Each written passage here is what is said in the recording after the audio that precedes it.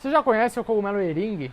Ou mesmo King Oyster, Shimeji Rei, Cardoncello, Trumpet, ou mesmo cogumelo trompete. Aqui no Brasil nós chamamos mais ele de eringue ou Shimeji Rei, que não é tão comum, mas também pode ser chamado. Fora do Brasil, principalmente King Oyster, ou Ostra Rei. Esse tipo de cogumelo aqui ele pode ser produzido de uma forma muito parecida com os demais tipos de cogumelos. Então, parecido com shimeji, com shiitake, com ganoderma, com praticamente qualquer outro tipo de cogumelo, esse aqui pode ser produzido. Mas ele tem alguns diferenciais. Ele é da família Pleurotus, então a família Pleurotus é muito parecida. O que diferencia ele dos demais acaba sendo principalmente a temperatura e a forma de abertura dele. Temperatura desse tipo de cogumelo, ele vai estar produzindo principalmente em temperaturas baixas, abaixo de 13 graus para frutificar. Aí o que acontece se quiser colocar ele a 25 graus? Simples, ele não vai frutificar.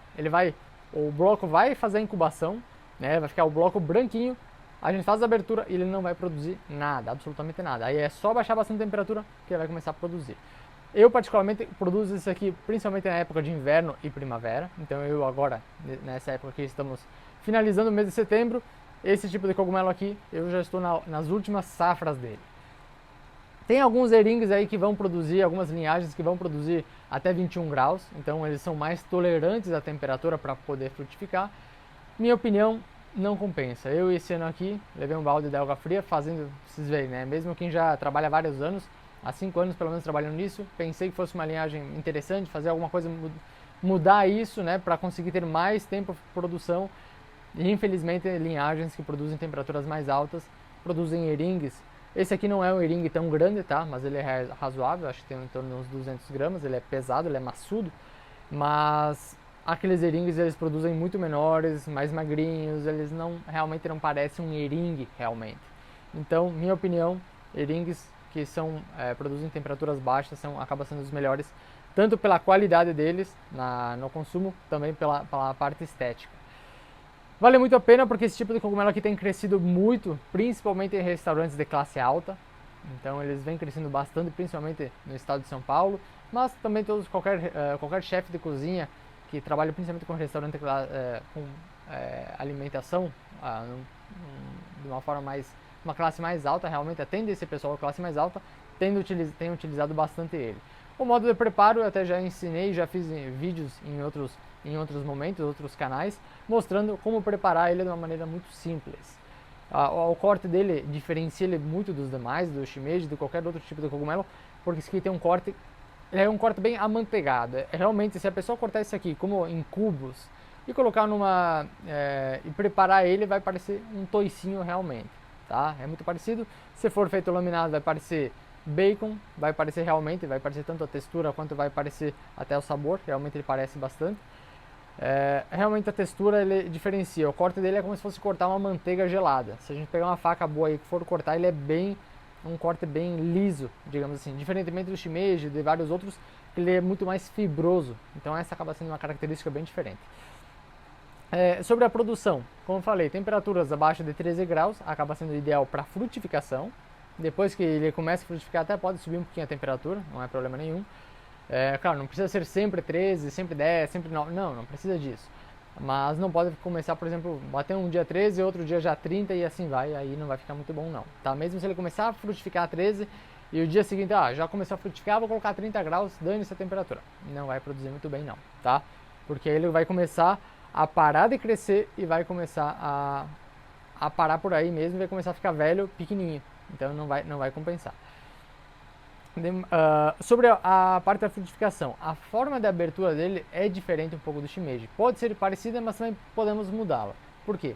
Ele gosta bastante de produzir no topo, por isso que é um top fruiting, que se chama de cogumelo. Ele gosta muito de produzir no topo, vai produzir muito bem inclusive no topo. É uma das maneiras. Pode-se utilizar também uma camada de cobertura, se a pessoa quiser utilizar uma vermiculita, se a pessoa quiser utilizar alguma turfa, também é interessante porque deixa mais úmido, já que ele é um cogumelo que demora um pouco mais para produzir, é importante fazer isso, pode ser feito, né, não é obrigatório, porque ele vai manter o local mais úmido. Essa turfa, essa vermiculita com a umidade já em torno de 65%, 70% colocada, ela já vai conseguir manter maior umidade e com isso a frutificação pode ser até maior. E se nós produzirmos eles de forma lateral, com corte lateral, como é feito para a maioria dos outros cogumelos, eles também vão estar produzindo. Inclusive, no meu caso, o maior eringue que já produzi até hoje, na verdade foram 2 eringues, eles nasceram juntos, afinal eles nascem de forma muito parecida com o shimeji, que é um cacho, tá? Pode parecer que ele seja individual, mas não, ele vai nascer em cacho realmente. Claro, cachos com um número muito menor de basidiocarpos, que a gente fala, que seria de cogumelos, 5, 6 por volta disso. Alguns podem até nascer mais, mas geralmente fica nessa faixa. Por isso que eles podem ser inclusive podados, se a pessoa tiver a intenção de deixar alguns ficarem muito maiores, pode ser cortado aqueles menorzinhos para que os outros se tornem maiores.